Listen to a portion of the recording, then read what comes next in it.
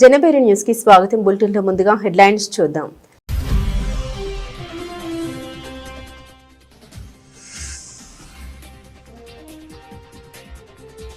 Bharat Russia సంబంధాలపై Putin అధికార ప్రతినిధి కీలక ప్రకటన. దిగుమతుల్ని గణనీయంగా పెంచుకుంటామని హామీ.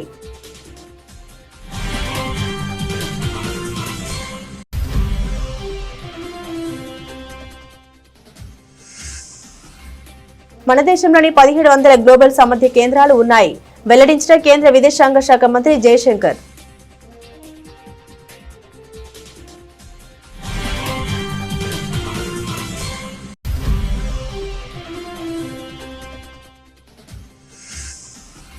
వారణాసిలో ప్రారంభమైన కాశీ తమిళ సంగమం 4వ ఎడిషన్. ఏక్ భారత్ శ్రేష్ఠ భారత్ స్ఫూర్తికి శక్తివంతమైన చిహ్నమన్న యూపీ సీఎం యోగి ఆదిత్యనాథ్.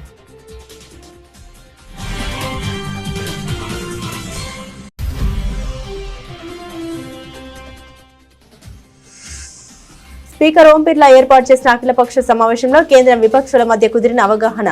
ఓటర్ల జాబితా ప్రత్యేక సమగ్ర సవరణపై చర్చకు అంగీకారం.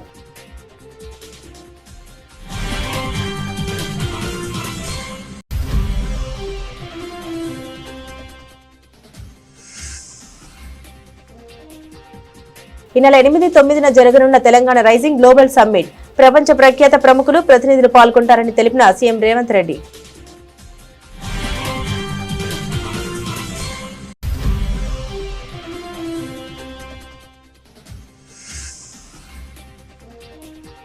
విద్యుత్ శాఖపై సీఎం చంద్రబాబు సమీక్ష. ప్రభుత్వ భవనాలపై సౌర పలకల ఏర్పాటుకు ముఖ్యమంత్రి ఆమోదం.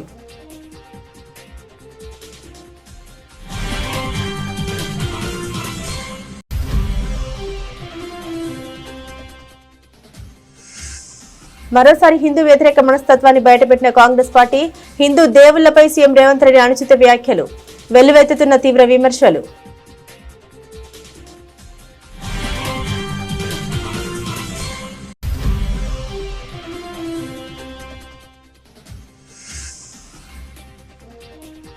ఏపీ సీఎంపై పేర్ని నాని తీవ్ర ఆరోపణలు.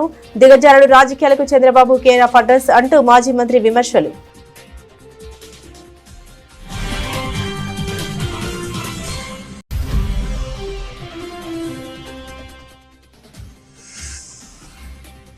ఏం సాధించారని కాంగ్రెస్ విజయోత్సవాలు చేసుకుంటున్నారు. ప్రభుత్వంపై మాజీ మంత్రి శ్రీనివాస్ గౌడ్ ధ్వజం.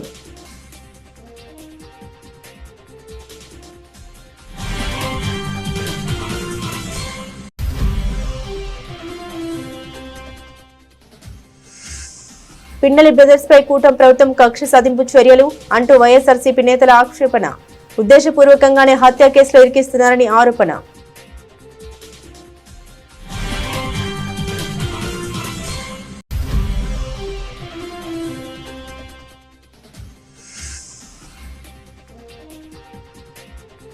రికార్డుల వైభవ్. స్మార్ట్లోనూ మెరుపు సెంచరీ. పిన్న వయసులోనే 3 శతకాలు.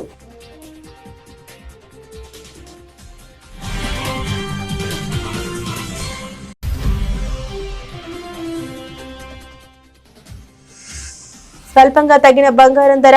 భారత్ లో 1,29,860 పలుకుతున్న 24 క్యారెట్ 10 గ్రాముల బంగారం ధర.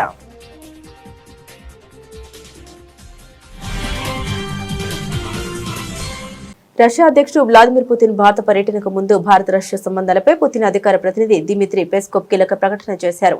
వాణిజ్య లోటు విషయంలో భారత్ ఆందోళన తమకు తెలుసన్నారు. అందుకే దాన్ని బ్యాలెన్స్ చేసేందుకు దిగుమతుల్ని గణనీయంగా పెంచుకుంటామని హామీ ఇచ్చారు. అదేవిధంగా ఉగ్రవాదంపై కలిపి పోరాడేందుకు సిద్ధమని తెలిపారు. ద్వైపాక్షిక వాణిజ్యంపై ఇతర దేశాల ఒత్తిళ్లేని వ్యాపార విధానాన్ని అభివృద్ధి చేయాల్సిన అవసరం ఉందన్నారు. త్వరలో పుతిన్ భారత పర్యటనకు రానున్నారు.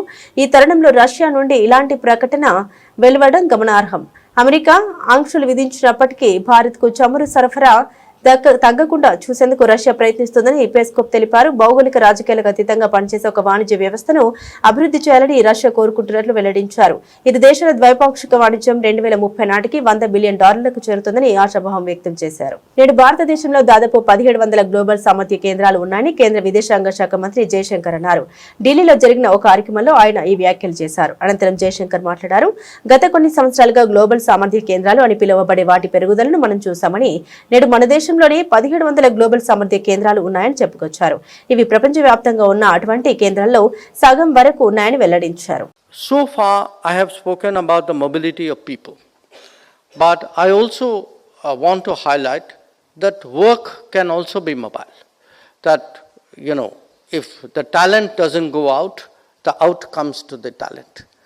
And we have actually seen this growth of what are called global capability centers in the last few years. I understand today that there are in this country about 1,700 global capability centers, which are about half, they constitute about half the global capability centers in the world. And these are centers where global business has found it more effective, more efficient, really to send the business out and to utilize the talent in a different geography. And obviously, given the availability of the talent and the efficiency of it in India, we are a strong attractor of that. Again, there are estimates that about 2 million people are currently employed in global capability centers. And I think the rough revenue estimates which people put for global capability centers is somewhere between $65 to $75 billion currently a year.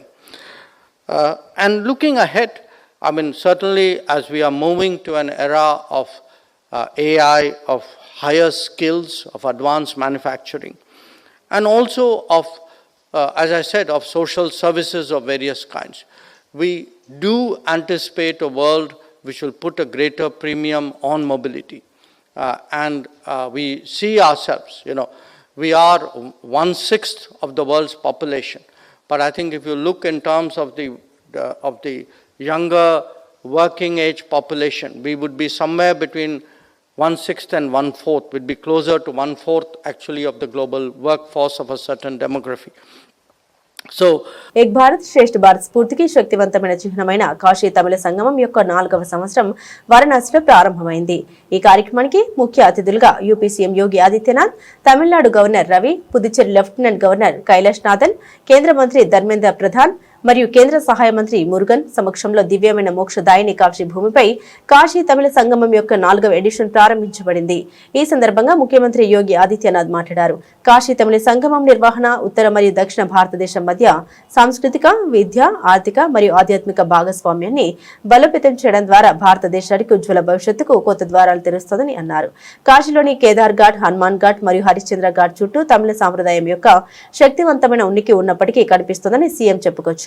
मुझे इस अवसर पर आप सबको यह अवगत कराते हुए भी प्रसन्नता हो रही है कि उत्तर प्रदेश सरकार ने आदरणीय प्रधानमंत्री जी के प्रेरणा से अपने वोकेशनल एजुकेशन में तमिल, कन्नड़, मलयालम, तेलुगु, मराठी और बंगाली इन भाषाओं को तय किया है कि यूपी के वोकेशनल एजुकेशन से जुड़े हुए छात्र इन सभी के बारे में अपनी रुचि के अनुसार किसी एक भाषा को तय करते हुए लेंगे तो सरकार उसका पूरा खर्चा उठाएगी, सरकार उन्हें भरपूर सहयोग करेगी। और मुझे प्रसन्नता है कि तमिल करिकुलम, इसमें तमिल भाषा सीखने के लिए हमारे छात्रों को एक नया मंच, एक नया प्लेटफॉर्म उपलब्ध करवा रहा है। दूसरा, उत्तर प्रदेश का बहुत बड़ी संख्या में, हजारों की संख्या में श्रद्धालु श्री रामेश्वरम धाम का दर्शन करने के लिए, मदुरई धाम के दर्शन करने के लिए और कन्याकुमारी का दर्शन करने के लिए प्रतिवर्ष जाते हैं। उत्तर प्रदेश सरकार इन पवित्र स्थलों का दर्शन करने के लिए एक विशेष यात्रा का आयोजन भी उत्तर प्रदेश का टूरिज्म विभाग करेगा। जो भी वहां जाना चाहेगा रियायती दर पर उनकी यात्रा की व्यवस्था करने के लिए उत्तर प्रदेश सरकार इस अवसर पर अपना सहयोग करेगी, इन आयोजनों को आगे बढ़ाने का कार्य भी करेगी।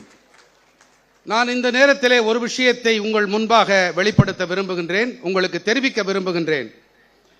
அதாவது உத்தரப்பிரதேச அரசாங்கத்திலே வொகேஷனல் கல்வி வொகேஷனல் எஜுகேஷனில் நாங்கள் பல்வேறு பாரத நாட்டு மொழிகளை அதில் இணைத்திருக்கின்றோம். எடுத்துக்காட்டாக தமிழ், கன்னடம், தெலுங்கு, మలయాళం, మరాఠీ. ఓటర్ల జాబితా ప్రత్యేక సమగ్ర సవరణపై చర్చకు కేంద్రం అంగీకరించింది. అయితే ప్రత్యేకంగా సర్పే కాకుండా ఎన్నికల సంస్కరణ అనే విస్తృత అంశాన్ని సభ ముందు ఉంచనుంది. ఈ మేరకు స్పీకర్ ఓం బిర్లా ఏర్పాటు చేసిన అఖిలపక్ష సమావేశంలో కేంద్రం విపక్షాల మధ్య అవగాహన కుదిరింది. ఈ ప్రకారం డిసెంబర్ 8న వందే మాతరంపై 9న ఎన్నికల సంస్కరణపై లోక్సభలో చర్చ జరగనున్నట్లు పార్లమెంటరీ వ్యవహారాల శాఖ మంత్రి కిరణ్ రిజిజు తెలిపారు. లోక్సభ స్పీకర్ అఖిలపక్ష సమావేశం ఏర్పాటు చేశారు. వందే మాతర గీతం 150 సంవత్సరాలు పూర్తి చేసుకుంటున్నందున దానిపై డిసెంబర్ 8వ తేదీ మధ్యాహ్నం 12 గంటల నుండి చర్చ జరపాలని సమావేశం నిర్ణయించింది. అలాగే డిసెంబర్ 9వ తేదీ మధ్యాహ్నం 12 గంటల నుండి ఎన్నికల సంస్కరణపై చర్చ మొదలవుతుంది అని కిరణ్ రిజిజు వెల్లడించారు. Yesterday what I said, please don't put timeline condition on anything. Now I have दोरा जी आपका आवाज बहुत ज्यादा जोर है. Sir, my only limited request is that I'm going to engage with the leader of oppositions from different political parties. It may be formally, informally, but ultimately it will come to you, sir, formally once we start the process of some consultation. Now the problem starts. Problem begins when you start questioning the time. Everything cannot be mechanical. In parliamentary democracy, we have to engage in dialogue. We have to engage in discussion. There are many issues in the country. You should not undermine one issue and take up another issue. All the issues are important. All the issues are important. Government, ये देखिए sir, आप चुनाव नहीं जीत पाते हैं, जनता आपको विश्वास नहीं करते हैं और आप जो है गुस्सा यहाँ सदन में निकालते हो, ये तो बिल्कुल ठीक नहीं है. लोकतंत्र में चुनाव का प्लेटफॉर्म जनता का बीच होता है. ये कल भी हमने रिक्वेस्ट किया है कि यह बिजनेस तैयार किया गया है, हम लोग चर्चा के लिए तैयार है, लेकिन एक बात तो हम लोग औपचारिक मिलना तो चाहिए. ये टाइम बताते कि अभी बताओ कब से होगा, ऐसा कोई तरीका नहीं होता है. ఈ నెల 8-9న తెలంగాణ రైజింగ్ గ్లోబల్ సమ్మిట్ నిర్వహించుకుంటున్నామని సీఎం రేవంత్ రెడ్డి స్పష్టం చేశారు. ఈ సమ్మిట్ లో భాగంగా తెలంగాణ రైజింగ్ 2047 విజన్ డాక్యుమెంట్ ఆవిష్కరించుకోబోతున్నట్లు వెల్లడించారు. విజన్ డాక్యుమెంట్ రూపకల్పనలో చాలా మంది హేమహేమీలు భాగస్వాములయ్యారని తెలిపారు. రాష్ట్ర ప్రజలకు కూడా ఇందులో భాగస్వామ్యం కల్పించామని పేర్కొన్నారు. గ్లోబల్ సమ్మిట్ లో ప్రపంచ ప్రఖ్యాత ప్రముఖులు ప్రతినిధులు పాల్గొంటారని సీఎం తెలిపారు. 8-9 భారత్ ఫ్యూచర్ సిటీలో తెలంగాణ రైజింగ్ గ్లోబల్ సమ్మిట్ ను పెట్టుకున్నాం. 8 తారీఖు రోజు 1 గంటకు సంబరాలు ప్రారంభమై మనం మొదటి రోజు మొత్తం సంక్షేమ పథకాలు ఏ విధంగా అమలు చేసినాం, 2 సంవత్సరాల పరిపాలన ఏ విధంగా జరిగిందో చర్చలు పెట్టి సాయంత్రానికి తెలంగాణ సాంస్కృతిక ఉత్సవాలను జరుపుకుంటాం. 8 తారీఖు రోజు ముఖ్యమైన నాయకులందరినీ కూడా కార్యక్రమానికి ప్రభుత్వ పరంగా ఆహ్వానించడం జరుగుతుంది. 9వ తారీఖు రోజు మనం ఏవైతే పాలసీస్ తీసుకొచ్చినామో, education policy, employment policy, tourism policy, health policy, అదేవిధంగా IT and industries policy, energy policy, ఇట్లాంటి ఏవేవైతే పాలసీలు మనము అంతకుముందు లేవు, నూతనంగా మనము ఒక ట్రాన్స్పరెంట్ పాలసీస్ తీసుకొచ్చి అర్హత ఉన్న ప్రతి వాడికి అవకాశం ఇవ్వాలనేది ఒక విజన్ డాక్యుమెంట్ను మనం చేసుకున్న ఈ విజన్ డాక్యుమెంట్లో ప్రపంచ స్థాయి మేధావులు ఉన్నారు. బ్రిటిష్ ప్రెసిడెంట్గా, ప్రైమ్ మినిస్టర్గా పనిచేసిన టోనీ బ్లేయర్ నుంచి అభిజిత్ బెనర్జీ వరకు, సంతను నారాయణ్, అజయ్ బంగా, సత్య నాదెల్లా, ప్రేమ్జీ వత్సవ్ లాంటి మేధావులు వీళ్ళందరూ కూడా తెలంగాణ రాష్ట్ర అభివృద్ధి కోసం ప్రణాళికలు ఏ విధంగా రచించాలనో international experts Raghuram Rajan former RBI governor నుంచి మొదలు పెడితే రాష్ట్రంలో పర్యావరణ హితమైన రవాణాను ప్రోత్సహించేందుకు ఆర్టీసీలో త్వరలోనే 1000 ఎలక్ట్రిక్ బస్సుల్ని కొనుగోలు చేయాలని ముఖ్యమంత్రి చంద్రబాబు నాయుడు ఆదేశించారు. రాబోయే 5 ఏళ్లలో ఆర్టీసీ బస్సులన్నింటినీ ఈవీలుగా మార్చాలని లక్ష్యంగా పెట్టుకోవాలన్నారు. దీనికి అనుబంధంగా రాష్ట్ర వ్యాప్తంగా 5000 ఈవీ ఛార్జింగ్ స్టేషన్లను ఏర్పాటు చేయాలని సూచించారు. సచివాలయంలో విద్యుత్ శాఖపై నిర్వహించిన ఉన్నత స్థాయి సమీక్షలో ముఖ్యమంత్రి పలు కీలక ఆదేశాలు జారీ చేశారు. రాష్ట్రంలో విద్యుత్ డిమాండ్కు అనుగుణంగా నాణ్యమైన నిరంతరాయ విద్యుత్ సరఫరా ఉండేలా చూడాలని అధికారులను ఆదేశించారు. రాష్ట్రంలోని ఫెర్రో అలైస్ పరిశ్రమలకు మరో ఏడాది పాటు ప్రోత్సాహకాలను పొడిగిస్తూ ముఖ్యమంత్రి చంద్రబాబు కీలక నిర్ణయం తీసుకున్నారు. రాహుల్ గాంధీ నేతృత్వంలోని కాంగ్రెస్ మరోసారి దాని లోతుగా పాతుకుపోయిన హిందూ వ్యతిరేక మనస్తత్వాన్ని బయటపెట్టింది. హిందూ దేవుళ్లపై ముఖ్యమంత్రి రేవంత్ రెడ్డి వివాదాస్పద వ్యాఖ్యలు చేశారు. భక్తుల మనోభావాలు, ఆచారాలను కించపరిచేలా వ్యాఖ్యానించారు. 3 కోట్ల మంది దేవుళ్లు ఎందుకున్నారని ప్రశ్నించారు. మనకు దేవుడిపైన ఐక్యాభిప్రాయం లేదని వ్యాఖ్యానించారు. గాంధీ భవన్ లో నిర్వహించిన పీసీసీ కార్యవర్గ సమావేశంలో సీఎం పాల్గొని మాట్లాడారు. హిందువుల్లో ఎంతమంది దేవతలు ఉన్నారు? 3 కోట్ల మంది ఉన్నారా? మరి అన్ని ఎందుకున్నాయి? పెండ్లి చేసుకోనోనికి హనుమంతుడున్నాడు. 2 పెండ్లిళ్లు చేసుకునేటోళ్లకు ఇంకొక ఆయన దేవుడున్నాడు. మందు తాగేటోళ్లకు ఒక దేవుడున్నాడు. ఎల్లమ్మ పోచమ్మ కళ్ళు పోయాలే, కోడి కొయ్యాలనేటోళ్లకు ఓ దేవుడున్నాడు. పప్పన్నం తినేటోళ్లకు కూడా దేవుడున్నాడు. అన్ని రకాల దేవుళ్లు ఉన్నారని వ్యాఖ్యానించారు. సీఎం రేవంత్ రెడ్డి చేసిన ఈ వ్యాఖ్యలపై తీవ్ర విమర్శలు వెల్లువెత్తుతున్నాయి. హిందువుల మనోభావాల్ని దెబ్బతీశారంటూ ఆగ్రహం వ్యక్తం చేస్తున్నారు. హిందువులంటే తాగుబోతులు, తిండి బోతులుగా చిత్రీకరించే ప్రయత్నం రేవంత్ రెడ్డి చేస్తున్నారంటూ మండిపడుతున్నారు. సీఎం రేవంత్ రెడ్డి తక్షణమే తన వ్యాఖ్యలు ఉపసంహరించుకోవాలని, క్షమాపణ చెప్పాలనే డిమాండ్లు వినిపిస్తున్నాయి. ఈ వ్యాఖ్యలపై బీజేపీ రాష్ట్ర అధ్యక్షుడు రామచందర్, కేంద్ర మంత్రి బండి సంజయ్, రాష్ట్ర నాయకులు, హిందూ సంఘాలు తీవ్రంగా ఖండించారు. ఇది కాంగ్రెస్ యొక్క నిజమైన ముఖం అని హిందువుల్ని అపహాస్యం చేయడం, వారి నమ్మకాల్ని కించపరచడం మరియు రాజకీయ లాభం కోసం విభజనను తయారు చేయడమని అన్నారు. హిందూ దేవతలపై విషం చిమ్ముతూ కాంగ్రెస్ పార్టీలోని అంతర్లీన హిందూ ఫోబిక్ డిఎన్ఏను బయట పెట్టడం ద్వారా రేవంత్ రెడ్డి మరోసారి మర్యాద యొక్క గీతను దాటారు. బహిరంగ వేదికపై అతను సిగ్గు లేకుండా హిందూ విశ్వాసాన్ని అపహాస్యం చేశాడని ఆగ్రహాన్ని వ్యక్తం చేస్తున్నారు. హిందువులలో ఎన్ని దేవతలు ఉండ్రు? ఎంతమంది దేవుళ్ళు? 3 కోట్లు ఉండ్రా? ఎందుకున్నాయి? పెళ్లి చేసుకోవడానికి హనుమంతుడు ఉన్నాడు, 2 పెళ్లిళ్ళు చేసుకునేటోనికి ఇంకొక ఆయన దేవుడు ఉన్నాడు, మందు తాగేటోళ్ళకి ఓ దేవుడు ఉన్నాడు, ఎల్లమ్మ పోషమ్మ మైసమ్మ కళ్ళు కొయ్యాలి, కోడి కొయ్యాలి అనేటోళ్ళకు ఉండ్రు, పప్పన్నం తినేటోళ్ళకు కూడా దేవుడు ఉండు. అవునా? అన్ని రకాల దేవుళ్ళు ఉన్నారు. అంతమంది దేవుళ్ళు ఉన్నారా? తాగేటోడు వేరే దేవుని పూజిస్తారు, చికెన్ కోసేటోడు వాళ్ళు వేరే పూజిస్తారు, వెజిటేరియన్ వాళ్ళు ఇంకోళ్ళు పూజిస్తారు. ఇట్లా మాట్లాడుతూ ఉన్నారు. అంటే హిందువుల మీద ఇంత ధైర్యంగా మాట్లాడుతున్నారు. ఇది ఎంఐఎం మీద గానీ ముస్లిం మీద మాట్లాడే ధైర్యం ఉందా? ఇంకోటి ఏమనిపిస్తుంది అంటే Muslim is Congress, Congress is Muslim అని ఈ మజ్లిస్ ఆవాసం పట్టిన తర్వాత మరి వారు కూడా కొద్దిగా ముస్లిం కన్వర్ట్ అయ్యి యాంటీ హిందూ అయ్యేటట్టు లక్షణాలు కనబడతా ఉన్నాయి. ఇక్కడ ఉండాలి తెలంగాణ రాష్ట్రం. మాట్లాడుతున్నారండి మీరు. తాగటానికి ఓ దేవుడు, తినటానికి ఓ దేవుడు, పెళ్లైన ఓ దేవుడు, పెళ్లిగానోని ఓ దేవుడు అని హిందూ దేవుళ్ళని కించపరుస్తారా? ఎన్నికల ముంగట ఊరూర తిరిగి సమ్మక్క మీద ఒట్టు, సారక్క మీద ఒట్టు, భద్రకాళి మీద ఒట్టు, పోషమ్మ మీద ఒట్టు, మైసమ్మ మీద ఒట్టు, భద్రాచలం రాముడి మీద ఒట్టు, యాదగిరి నరసన్న మీద ఒట్టు, యమలాడ రాజన్న మీద ఒట్టు అని తిరిగి ఒట్లేసినప్పుడు ఎప్పుడు పోయిందండి? మరి అప్పుడేమైంది? అప్పుడు హిందూ దేవుళ్ళు కోట్ల మంది ఉంటారు అని తెలియదా మీకు? ఇవాళ వెనకటికి ఒక తెలంగాణలో సామెత ఉండే, ఏందంటే నడిమంత్రపు సిరొస్తే కూరగాయలను చూసట ఇవేం కాయలు వంకర టింకర్ ఉండయి అన్నారట. గట్లనే ముఖ్యమంత్రి సీట్ల కూర్చున్న తర్వాత మీకు కన్ను మిన్ను కాంతలేదు. ఇవాళ ముస్లింలకు, క్రిస్టియన్లకు ఒక్క దేవుడు ఉంటే హిందువులకు కూడా ఒక దేవుడు ఉండాలా? ఎక్కడన్నా రూల్ రాసి పెట్టుందా?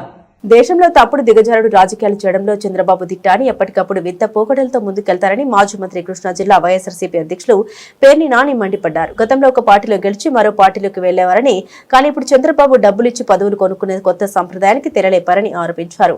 ముందుగానే బేరం కుదుర్చుకుని అడ్వాన్సులు ఇచ్చి రాజీనామాలు చేయించి ఆ తర్వాత వారికి పదవులు కట్టబెడుతున్నారని విమర్శించారు. ఎన్టీఆర్ హయాం నుండే చంద్రబాబుకు కుట్ర రాజకీయాల అలవాటని, ప్రజాస్వామ్యం విలువల్ని ఆయన పట్టించుకోరని దుయ్యబట్టారు. ఇక చంద్రబాబు తనపై ఉన్న కేసుల విషయంలో అధికారాన్ని దుర్వినియోగం చేస్తున్నారని పేర్ని నాని ఆరోపించారు. వైద్యం చేయించుకోకపోతే చనిపోతానంటూ బెయిల్ తెచ్చుకొని ఇప్పటికీ ఆసుపత్రికి వెళ్లలేదని అధికారులను బెదిరించి కేసులు మాఫీ చేయించుకుంటున్నారని విమర్శించారు. అంటే ఒక పెట్టుబడిదారుని ఎత్తుకొస్తాడు, డబ్బులు ఇప్పిస్తాడు, భయాణాలు ఇప్పిస్తాడు, వెంటనే వాళ్ళకే ఈ పదవులన్నీ అంటే ముందే బేరం మాట్లాడించి డబ్బులు తెచ్చుకోమని చెప్పి పెట్టుబడి పెట్టించి పదవులు కూడా డబ్బులతో కొనిపించేటువంటి, అంటే ఏదైనా నాడు ఎన్టీ రామారావు గారిని పడేయటం దగ్గర నుంచి ఇవాళ దాకా రాజకీయ నాయకుల్ని డబ్బుకి ఎరేసి వాళ్ళని కొనటం అనేది చంద్రబాబు నాయుడు యొక్క నైజం. దానిలో ఆ క్రీడలో భాగమే చంద్రబాబు ఒక అనైతిక రాజకీయ క్రీడలో భాగమే ఈ ఎమ్మెల్సీలు రాజీనామాలు ఇవన్నీ కూడా అనేది మనకి పూర్తిగా ఎవరికైనా అర్థం అవుతుంది. ఇవాళ ఎంత దుర్మార్గం చూడండి. ఎవరైతే ఏ డిపార్ట్మెంట్ అయితే చంద్రబాబు నాయుడు యొక్క తప్పుల్ని వెలికి తీసి అతను చేసిన పాపాలని సాక్ష్యంగా పెట్టి కేసులు కట్టి చంద్రబాబు అరెస్ట్ అయ్యి మెరిట్స్ మీద కాకుండా ఆరోగ్యం పాడైపోయింది చచ్చిపోతాడు, ఆరోగ్యం బాగు చేయించుకోకపోతే హాస్పిటల్లో చేరబోతే చంద్రబాబు చచ్చిపోతాడని చెప్పని కారణాలు చెప్పి బెయిల్ తెచ్చుకుని హెల్త్ గ్రౌండ్స్ లో బెయిల్ తెచ్చుకుని దాదాపుగా 18 గంటలు రాజమండ్రి నుంచి బెజవాడ దాకా ఊరేగుతూ వచ్చి ఇంతవరకు ఒక్కరోజు హాస్పిటల్కి వెళ్ళడు, వైద్యం మొత్తం చూశారు. ఇవాళ బెయిల్ ని కూడా దుర్వినియోగం చేస్తూ తన మీద పెట్టినటువంటి అన్ని కేసుల్ని అధికారుల్ని బెదిరించి ముఖ్యమంత్రిగా ప్రమాణ స్వీకారం చేసినప్పుడు తనకున్నటువంటి అంటే ప్రజల ఓటు ద్వారా తనకు వచ్చినటువంటి తన చేతికి వచ్చినటువంటి అధికారాన్ని దుర్వినియోగపరచనని చెప్పని ఎంత పచ్చిగా దుర్వినియోగపరుస్తున్నాడు. తనకున్నటువంటి హోదాని అంటే ప్రజలిచ్చిన అధికారాన్ని ఎందుకు ఏం చేస్తున్నాడు అంటే ప్రజల కోసం ఎన్నికల వాగ్దానాల కోసం అతను వాడలేదు, అవి నెరవేర్చడం కోసం వాడలేదు. వైఎస్ఆర్ కాంగ్రెస్ పార్టీ వాళ్ళని అక్రమ కేసులు బట్టి లోపలేయటానికి వేధించడానికి తన మీద ఉన్నటువంటి కేసులన్నీ కూడా మూసివేయించుకుంటాకి మాత్రమే ప్రజలిచ్చిన అధికారాన్ని ఏం సాధించారని కాంగ్రెస్ విజయోత్సవాలు చేసుకుంటున్నారని మాజీ మంత్రి శ్రీనివాస్ గౌడ్ ధ్వజమెత్తారు. గత ఎన్నికలప్పుడు ఇచ్చిన 6 గ్యారెంటీలను అమలు చేయనందుక, కామారెడ్డి డిక్లరేషన్ లో బీసీలకు ఇస్తానన్న 42% రిజర్వేషన్లు ఇవ్వనందుక, పాలమూరు రంగారెడ్డి ప్రాజెక్టులో మిగిలిన 10% పనులు పెండింగ్ లో పెట్టినందుక, కేంద్రం నుండి రాష్ట్రానికి నిధులు తీసుకురానందుకు సంబరాలు చేసుకుంటున్నారని ప్రశ్నల వర్షం కురిపించారు. ముఖ్యమంత్రి గారు నిన్న 2 సంవత్సరాలు కంప్లీట్ చేసుకున్నందుకు మా పాలమూరు జిల్లా నుంచి విజయోత్సవాలు అని చెప్పి ప్రారంభించుకున్నారు. సరే, మేము అనుకున్నాం విజయోత్సవాలు అంటే 2 సంవత్సరాలు ఏమేమి చేసిందో చెప్తారు, తర్వాత ఇంకా ఏమేమి హామీలు ఇస్తారు ఉమ్మడి జిల్లాకు అని అనుకున్నాం. కానీ సేమ్ అదే కేసీఆర్ని తిట్టడము, 10 ఏళ్ళలో మీరు ఏం చేయలేదు మొత్తం మేమే చేసానని చెప్పడము, కేసీఆర్ గారిని తిట్టడం తప్ప ఏం లేదు, బీఆర్ఎస్ పార్టీని తిట్టడం తప్ప. అసలు ఇవేం విజయోత్సవాలు అర్థం కాలేదు. అందుకే ప్రజలు కూడా విసుకొచ్చి ప్రజలు కూడా రాలేదు. స్వయంగా వాళ్ళ మంత్రే ఇదేనా స్వాగతం పలకడం, ఇట్లేనా మనం చేయడం, గౌరవించడం, ఎవరు జనం రాకపోతే ఎట్లా, ఆయన ప్రసంగం మొత్తం జనాలు రాలేదు, ఎవరు పట్టించుకోలేదు అని చెప్పడం తప్ప ప్రజలు ఎట్లా వస్తారు? ఒక మంచి మాటలు మాట్లాడితే వస్తారు, ఒక మంచి పనులు చేస్తే వస్తారు ఎవరే. కానీ స్టార్టింగ్ సభకే రాలేదంటుంటే జనంలో ఏ మేరకు ఉందో ఒక్కసారి అర్థం చేసుకోవాల్సిన అవసరం ఉంది. మహబూబ్నగర్ జిల్లా గురించి, మహబూబ్నగర్ జిల్లాలో ఏం చేయలేదు 10 ఏళ్ళంటే మరి ఇవన్నీ చేసినామని ఎవరు? 5 మెడికల్ కాలేజీలు పెట్టింది మేము కాదా? 70 సంవత్సరాల ఉమ్మడి ఆంధ్రప్రదేశ్లో ఒక్క మెడికల్ కాలేజ్ ఇచ్చారు అంతే 70 సంవత్సరాలలో. మరి జిల్లాలో 5 మెడికల్ కాలేజీలు పెట్టి 5 టీచింగ్ హాస్పిటల్ కట్టింది కేసీఆర్ గారు కదా, బీఆర్ఎస్ ప్రభుత్వం కదా, మొత్తం టౌన్ రూపురేఖలు మార్పింది కదా. అసలు ఏం ప్రాజెక్టు కంప్లీట్ కాలేదంటే నెట్టెంపాడు ఎవరు కంప్లీట్ చేసిండ్రు, భీమా ఎవరు కంప్లీట్ చేసిండ్రు, Koil Sagar lift irrigation complete ఎవరు చేసిండ్రు, లిఫ్ట్లు ఎవరు పెట్టిండ్రు, అచ్చంపేటకు లిఫ్ట్ ఒకటి శాంక్షన్ అయింది, రాజోలి దగ్గర బాంబులేసి బద్దలు కొడతామని చెప్పి నీళ్ళు తీసుకుపోయింది, అలాంటి దగ్గర కూడా మళ్ళీ లిఫ్ట్ ఏర్పాటు చేసి గద్వాల అల్లంపూర్కు కాన్స్టిట్యూన్సీలకు నీళ్ళు ఇచ్చింది మేము కాదా? కేఎల్ఐ లిఫ్ట్ ఇరిగేషన్ కంప్లీట్ చేసింది ఎవరు? 2 లక్షల ఎకరాలకు నీళ్లు ఎట్లకించి వచ్చినాయి, ఎవరి హాయంలో వచ్చినాయి? 2014 కన్నా ముందు ఒక్క చుక్క నీళ్ళని వచ్చింది ఆ కేఎల్ఐ నుంచి. ఒక 20 మాచర్లో పిన్నెల్లి బ్రదర్స్ పై టీడీపీ కూటమి ప్రభుత్వం కక్షపూరితంగా వ్యవహరిస్తోందని, కట్టుకథలతో వారిపై కేసులు పెట్టి వేధిస్తోందని, అవన్నీ రాజకీయ ప్రేరేపితమని వైఎస్ఆర్సీపీ నేతలు విడుదల రజని, కాసు మహేష్ రెడ్డి, డాక్టర్ గోపిరెడ్డి శ్రీనివాస్ రెడ్డి స్పష్టం చేశారు. అసలు పల్నాడు జిల్లాలో జంట హత్యలకు పిన్నెల్లి బ్రదర్స్ కు ఏమిటి సంబంధమని వారు ప్రభుత్వాన్ని గట్టిగా ప్రశ్నించారు. కూటమి ప్రభుత్వం వచ్చాక పల్నాడు జిల్లాలో దారుణ పరిస్థితులు నెలకొన్నాయని, వైఎస్ఆర్సీపీ శ్రేణుల్ని నానా రకాలుగా ఇబ్బందులు పెడుతున్నారని, ఇప్పుడు అలా తమ పార్టీ వారిని ఇబ్బందులు పెట్టిన వారిలో ఏ ఒక్కరిని వదిలిపెట్టబోమని నర్సరావుపేటలో మీడియాతో మాట్లాడిన పార్టీ నేతలు కాసు మహేష్ రెడ్డి, విడుదల రజని, డాక్టర్ గోపిరెడ్డి శ్రీనివాస్ రెడ్డి తేల్చి చెప్పారు. కాసు బ్రహ్మానందరెడ్డి గారు ఏం చేశాడు, పల్నాడుకి ఏం చేశాడు మీ నాన్న అడిగితే చెప్పేవాడు కదా. అప్పుడు నేను బొట్ల ఆయన ముఖ్యమంత్రి ఉన్నప్పుడు నువ్వు చిన్న పిల్లోడివి, బచ్చాగాడివి. నాగార్జున సాగరు, బుగ్గవాగు, పోచంపాడు వంటి బహుళ ప్రాజెక్టులు కట్టి ఈ ప్రాంతాన్ని సస్యశ్యామలం చేశాడు. నేను చెప్పటం కాదు, తెలుగుదేశం అధ్యక్షుడు ఎన్టీ రామారావు గారు చెప్పిన క్లిప్పింగులు ఉన్నాయి, ఈనాడు జ్యోతి వచ్చిన పేపర్ కథనాలు ఉన్నాయి. కొన్ని వాళ్ళ మాచర్ల గురించే మాట్లాడదాం. మాచర్లో ఒక గ్రామం కాసు బ్రహ్మానందరెడ్డి గారు ఎంపీగా ఉన్నప్పుడు దాన్ని పట్టణం చేశాడు. చాలదా? మొత్తం పల్నాడులో ఉన్న ఒకే ఒక్క గవర్నమెంట్ డిగ్రీ కాలేజ్, ఒకే ఒక్క డిగ్రీ కాలేజ్ ఊహించండి. 1947 నుంచి ఇప్పుడు 2025 వరకు ఇన్ని సంవత్సరాల్లో, ఈ 70-80 సంవత్సరాల్లో ఉన్న ఒకే ఒక్క గవర్నమెంట్ డిగ్రీ కాలేజ్ కాసు బ్రహ్మానందరెడ్డి కాలేజ్ ఆయన ముఖ్యమంత్రిగా ఉన్నప్పుడు మాచర్లో పెట్టించారు. మీరు పెట్టారు ఒక కాలేజ్ చూపెట్టండి మాచర్లో, మీరు పెట్టిన ఒక కాలేజ్ చూపెట్టు. చూపెడు బ్రహ్మారెడ్డి, నేను చూపెడతా. ఇలా అనేక అభివృద్ధి. జగన్మోహన్ రెడ్డి గారు ఉన్నప్పుడు పల్నాడు జిల్లా చేశాం.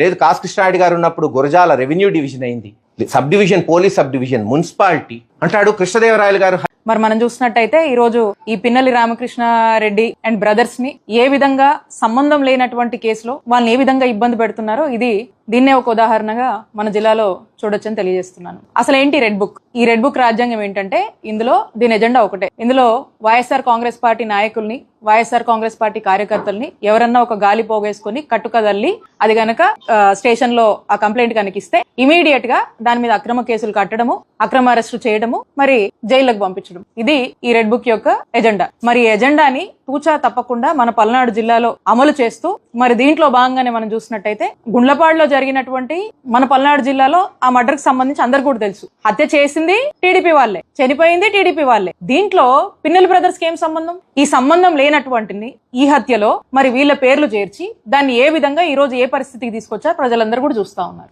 ఇది రెడ్ బుక్ పాలన, రెడ్ బుక్ రాజ్యాంగం అమలుకు పరాకాష్ఠాన్ని మనం చూడొచ్చు. మీరు చూస్తా ఉన్నారు. మన బరిలోకి దిగితే రికార్డులు దుమ్ము దులపడమే పనిగా పెట్టుకున్న ఐపీఎల్ చిచ్చుర పిడుగు వైభవ్ సూర్యవంశీ మరో ఘనత సాధించాడు. ఇప్పటికే ఐపీఎల్ తో పాటు ఇటీవల ముగిసిన ఆసియా రైజింగ్ స్టార్స్ లోను సెంచరీలు చేసిన 14 ఏళ్ల ఈ బీహార్ బాలుడు తాజాగా సయ్యద్ ముస్తాక్ అలీ ట్రోఫీను శతకం బాదాడు. తద్వారా భారత్ తరపున ఈ ఫార్మాట్ లో అతి పిన్న వయసులోనే అత్యధిక సెంచరీలు చేసిన తొలి బ్యాటర్ గా రికార్డులకు ఎక్కాడు. స్మార్ట్ లో సొంత రాష్ట్రం బీహార్ కు ఆడుతున్న అతడు ఈడెన్ గార్డెన్స్ వేదికగా మహారాష్ట్రతో జరిగిన మ్యాచ్ లో 58 బంతుల్లో 3 అంకెల స్కోర్ అందుకున్నాడు. ఈ రికార్డుతో పాటు టీ20లో 16 ఇన్నింగ్స్ లోని 3 సెంచరీలు చేసిన మూడో బ్యాటర్ గా భారత్ నుండి మొదటి ఆటగాడిగాను అరుదైన ఘనతను అందుకున్నాడు. బంగారంలో పెట్టుబడులు సైతం భారీగా పెరగడం ధరలు పెరిగేందుకు కారణమైంది. ఇక బంగారం ధరను తెలుసుకునేందుకు అందరూ ఎంతో ఆసక్తి చూపిస్తుంటారు. గత 4 రోజులుగా భారీగా పెరిగిన బంగారం ధర నేడు డిసెంబర్ 3వ తేదీ ఎట్టకేలకు తగ్గింది. గుడ్ రిటర్న్స్ వెబ్సైట్ ప్రకారం నేడు ఉదయం డిసెంబర్ 2న 6:30 సమయంలో భారత్ లో 24 క్యారెట్ల 10 గ్రాముల బంగారం ధర 1,29,860కు చేరుకుంది.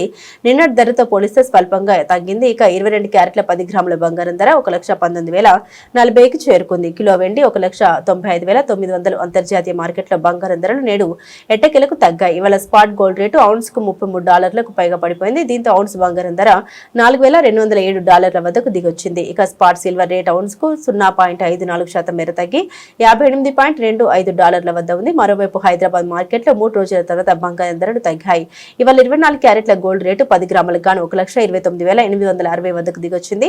అలాగే 22 క్యారెట్ల ఆభరణాల తయారీ బంగారం రేటు 10 గ్రాములకు గాను 550 మేర తగ్గింది. దీంతో తులం రేటు 1,19,040 వద్దకు దిగొచ్చింది. బులెటిన్ ముగించే ముందు హెడ్లైన్స్ మరోసారి.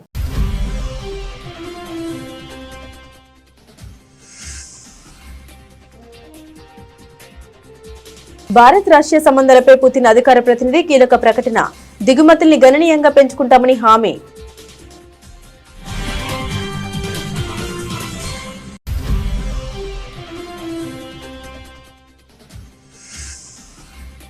మన దేశంలోని 1700 గ్లోబల్ సామర్థ్య కేంద్రాలు ఉన్నాయి వెల్లడించిన కేంద్ర విదేశాంగ శాఖ మంత్రి జయశంకర్.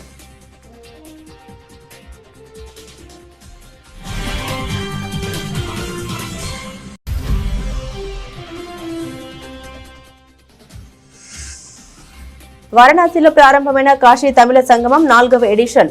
ఏక్ భారత్ శ్రేష్ఠ భారత్ స్ఫూర్తికి శక్తివంతమైన చిహ్నమన్న యూపీ సీఎం యోగి ఆదిత్యనాథ్.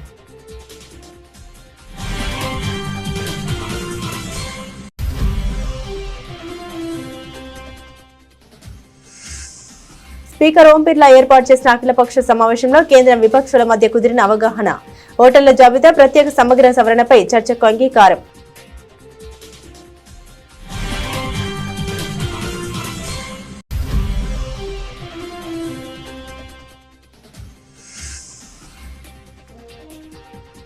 ఈ నెల 8-9న జరగనున్న తెలంగాణ రైజింగ్ గ్లోబల్ సమ్మిట్ ప్రపంచ ప్రఖ్యాత ప్రముఖులు ప్రతినిధులు పాల్గొంటారని తెలిపిన సీఎం రేవంత్ రెడ్డి.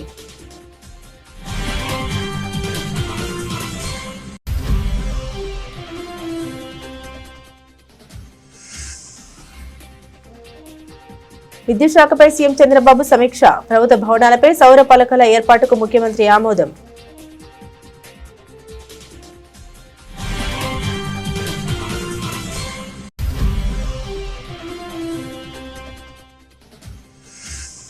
మరోసారి హిందూ వ్యతిరేక మనస్తత్వాన్ని బయటపెట్టిన కాంగ్రెస్ పార్టీ. హిందూ దేవుళ్లపై సీఎం రేవంత్ రెడ్డి అనుచిత వ్యాఖ్యలు. వెల్లువెత్తుతున్న తీవ్ర విమర్శలు.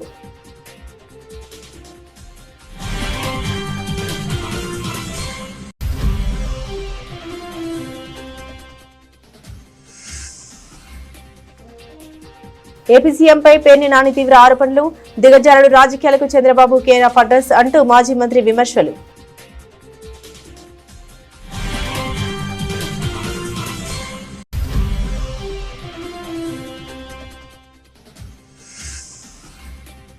ఏం సాధించారని కాంగ్రెస్ విజయోత్సవాలు చేసుకుంటున్నారు.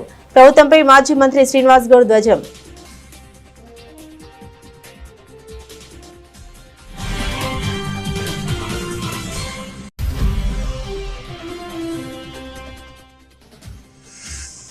పిన్నెల్లి బ్రదర్స్ పై కూటమి ప్రభుత్వం కక్ష సాధింపు చర్యలు అంటూ వైఎస్ఆర్సీపీ నేతల ఆక్షేపణ. ఉద్దేశపూర్వకంగానే హత్య కేసులో ఇరికిస్తున్నారని ఆరోపణ.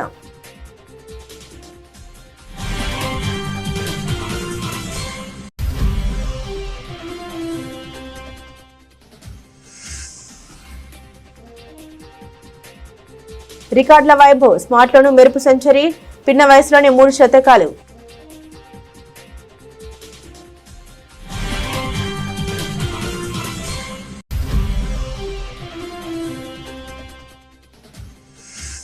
స్వల్పంగా తగ్గిన బంగారం ధర. భారత్లో 1,29,860 పలుకుతున్న 24 క్యారెట్ 10 గ్రాముల బంగారం ధర.